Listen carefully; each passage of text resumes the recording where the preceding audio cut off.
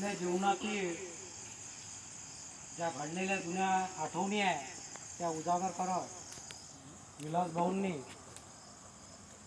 पुढच्या आयुष्यासाठी पायाला काय काय करता येईल यासाठी मार्गदर्शन म्हणून आपल्या सुंदर अशा वाणीतून सांगितलेलं आहे। यानंतर आपल्या नवी आशा नवी दिशा ग्रुपचे सक्रिय सदस्य आणि चांगले वक्ते सचिन भाऊ 2 शब्द बोलतील अशी मी त्यांना विनंती। शक्ती आदिशक्ती मातामय अखंड स्वराज्याचे संस्थापक छत्रपती शिवाजी महाराज येथे उपस्थित सर्व नवी आशा नवी दिशा ग्रुपचे सन्माननीय सदस्य, वरिष्ठ नागरिक, शिक्षक वृंद, तसेच ज्या सत्कार मूर्ती आहे पायल तिचे आई वडील, सर्वांना माझा नमस्कार। आज नवी आशा नवी दिशा ग्रुपच्या मार्फत सत्कार आपल्या कार्याचा या अंतर्गत कुमारी पायल हिने 10वी मध्ये अत्यंत चांगलं यश, घवघवीत यश प्राप्त केल्याबद्दल तिचा सत्कार आपण ठेवलेला आहे। मी सर्वप्रथम पायलचं अभिनंदन करतो। तसेच आपल्या लोणी येथील सर्व विद्यार्थ्यांचे जे 10वी पास झालेले असेल, मिलिंद सरचे विद्यार्थी असतील, कुलदीप सरचे विद्यार्थी असेल, सर्व विद्यार्थ्यांचं मी अभिनंदन करतो। त्यांनी चांगल्या मार्काने पास झालेले आहेत। आणि सन्मान आपल्या कार्याचा पायलचा सत्कार का, पायलचा सत्कार का, बरोबर, म्हणजे हा एक प्रश्न झाला होता, उपस्थित झाला होता।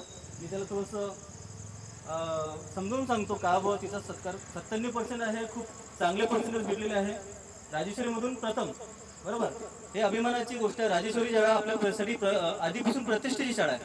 म्हणजे आपण राजेश्वरी म्हटलं की एक प्रतिष्ठा आपल्या निर्माण होते की एक प्रतिष्ठेची शाळा राजेश्वरी शाळा आहे। आणि त्या शाळेमधून पायलची प्रथम आली, खरंच तुझं अभिनंदन आहे। आणि साधी गोष्ट नाही की त्या शाळेमध्ये इतकी स्ट्रिक्ट शाळा आहे। त्या शाळेमध्ये आपण आधीपासून ऐकलं की त्या शाळेचं रेकॉर्ड खूप चांगला आहे की तिथे कॉपी तर नाहीच नाही, पण चिटिंग इकडे तिकडे बघणे सुद्धा जमत नाही, बरोबर। त्या शाळेतून तू प्रथम आलेली आहे। शिवाय नवी आशा नवी दिशा ग्रुपच्या मार्फत आपण जे उपक्रम आतापर्यंत राबवलेले आहे सर्वांनी ऐका, खरंच हे खूप महत्त्वाचा मुद्दा आहे। याआधी कोणी बोललं का मला माहिती, मी थोडं लेट आलो, माफ करा। तर नवी आशा नवी दिशा ग्रुपचे जे आपले कार्यक्रम आहे मनभाऊ संतोष, बरोबर आहे, तर या कार्यक्रमामध्ये ती आधीपासून सक्रिय आहे ती, बरोबर आहे। तिने आतापर्यंत बघा 2021-22 मध्ये तिने चित्रकला स्पर्धेतून तालुक्यात 3री आली होती, बरोबर। सांगितलं कोणी काय सांगितलं, बरं, मला संधी भेटली सांगण्याची ते। तर ती 3री आली त्यावेळेस। त्यानंतर 2022-23 आणि 23-24 मध्ये 2 वेळा गजानन महाराज पारायण 16 मध्ये तिने रांगोळी सुद्धा काढलेली आहे, 2 वेळा, बरोबर, 2 वेळा रांगोळी काढली, ती खूप सुशोभित अशी रांगोळी आहे।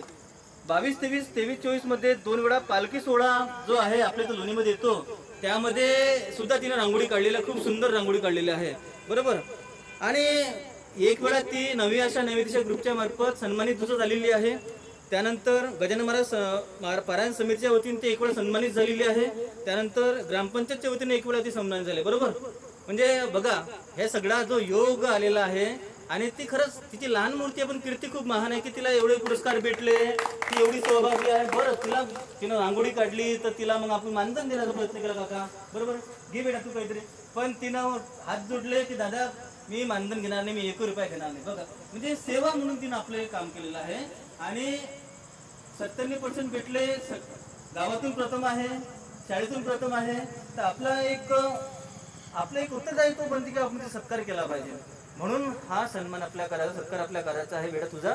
आणि नवी आशा नवी दिशा ग्रुपला आम्ही स्वतःला गौरवणी समजतो की आम्ही तुझा सत्कार करू राहिलो, आम्ही स्वतःला गौरवणी समजतो की आम्ही तुझा सत्कार करू राहिलो, कारण की आज आपल्या ग्रुपच्या मार्फत तुझा सत्कार होत आहे। म्हणजे या न तुझा तर तू मोठेपणा होत आहे, पण ग्रुप मोठा होत आहे, बरोबर आहे।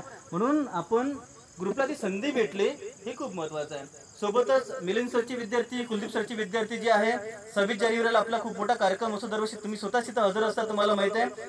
आपल्याच ग्रुपचे विद्यार्थी आपण असतो त्यामध्ये वाटप करणारे, आपल्या सगळ्या ट्रॉफीज आपण त्या विद्यार्थी देणारच आहोत, बरोबर आहे। म्हणजे त्या विद्यार्थ्यांना भेटत, पण पायलला तो योग लाभला नसता, कारण की ती राजेश्वरीची आहे आणि तिला या ठिकाणी आपण मग तिला आपली ट्रॉफी नसती गेली 97% प्राप्त करून सुद्धा, म्हणून हा योग आपण साधून आणला।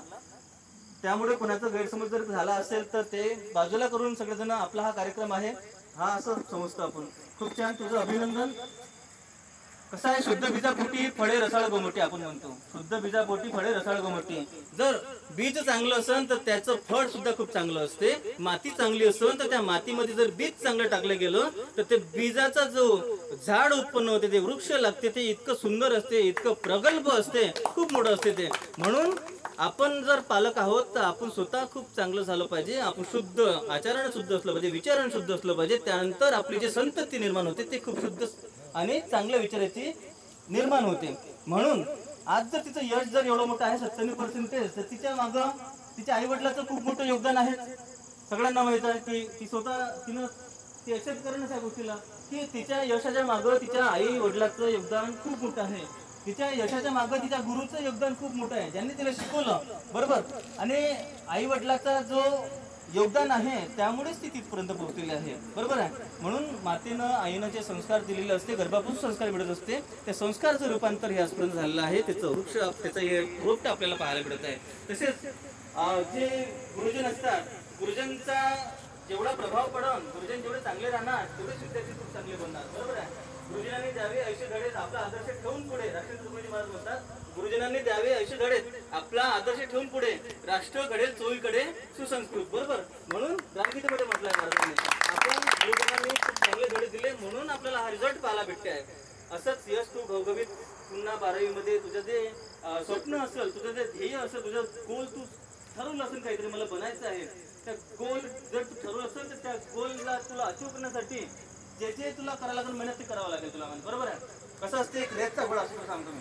एक रेतचा गोळा असतो, एक साधारण गोळा असतो. रेतच्या गोळ्याला दोन्ही डोळ्याला अशी काय लावलं, झापड बांधली जाते, म्हणजे इकून तिकून त्याला आजूबाजूला काही दिसलं पाहिजे नाही म्हणून. कारण का त्याचं जे लक्ष समोरचं तू तिथपर्यंत पोहोचला पाहिजे, लक्ष विचलित झालं नाही पाहिजे. तसंच तुला समोर जेव्हा तू आता जाशील कॉलेजमध्ये जाशील, तर तुला जर तो गोल अचीव करायचा असेल तर तुला इकून तिकून डोळ्याला झडप बांधावंच लागेल. तुझ्या गोलवर तुला लक्ष कर, कारण की तुला अडथळे निर्माण करणारे भरपूर लोक भेटतील, भरपूर मुलं मुली भेटतील अडथळे निर्माण करणारे, परंतु त्याच्यावर तुला मात करून तुझ्या गोलवर तुला लक्ष केंद्रित करावं लागेल. तुला पुनश्च माझ्याकडून खूप खूप शुभेच्छा. आमच्या सर्व नवी आशा नवी दिशा ग्रुपच्या सगळं जे वृंद आहे, वडील वृंद लोक आहे, सर्वांचा आशीर्वाद तुला लाभोत आणि मातामाई तुला तुझ्या यशामध्ये यशप्राप्ती भरपूरच याच्यातली यशप्राप्ती करून देऊ, एवढंच बोलतो. लांबलेलं भाषण मला सांगतो. जय हिंद.